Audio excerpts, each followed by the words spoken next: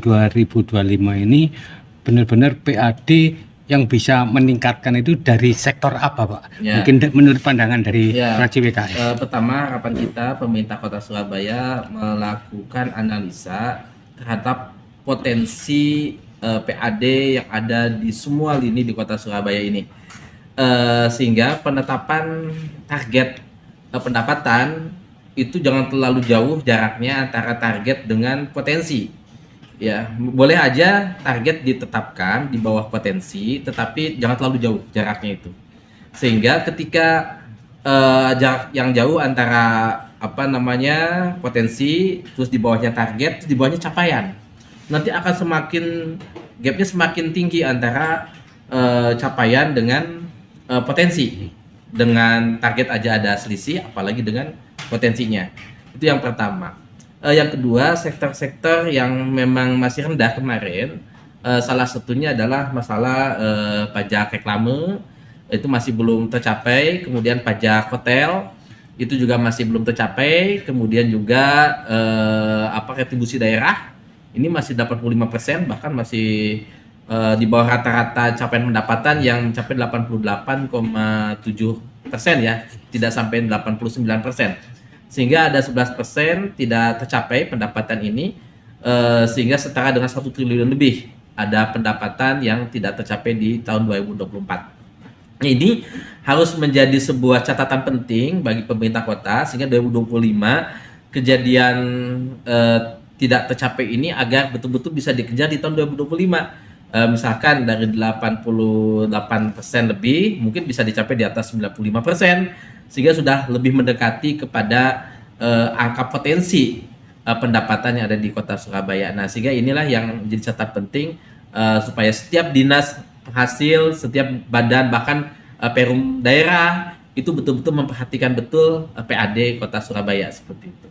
Kalau menurut Ustadz sendiri, untuk menggenjot PAD ini seperti apa? Ya, yang paling penting adalah bagaimana monitoring secara intens daripada dinas-dinas terkait atau direksi terkait di Kota Surabaya, termasuk juga yang sudah kita lihat bagaimana di rumah potong hewan sudah ada reformasi besar-besaran untuk betul-betul menjadi profit oriented yang digunakan untuk meningkatkan PAD di Kota Surabaya. Termasuk juga harapan kita di PD Pasar Surya ataupun di perusahaan-perusahaan yang lain bisa terus menggenjot peningkatan pendapatan.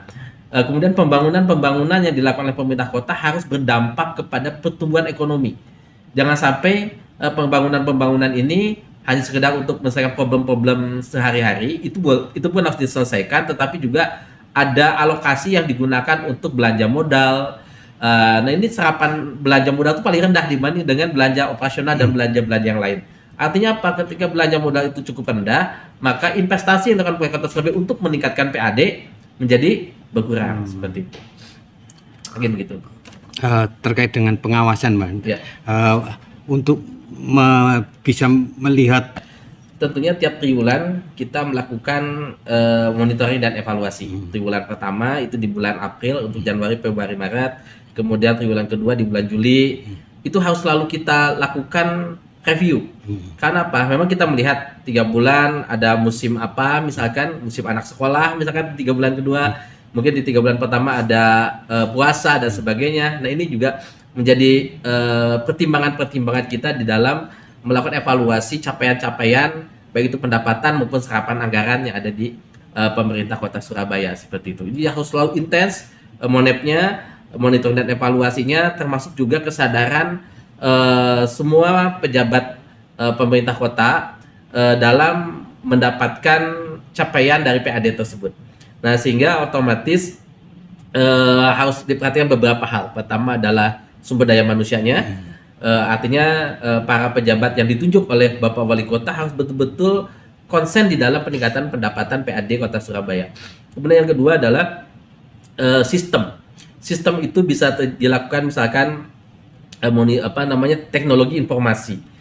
Misalkan perparkiran tidak manual, tapi bisa dilakukan dengan teknologi seperti QRIS atau juga teknologi yang lebih canggih lagi seperti e-tol ya, ataupun tab dan sebagainya. Ini menjadi perbaikan ke depan. Kemudian yang ketiga adalah tadi pelaporan bersama anggota DPRD untuk terus mengawal jalannya pemerintahan Kota Surabaya ini, khususnya dalam masalah pendapatan PAD.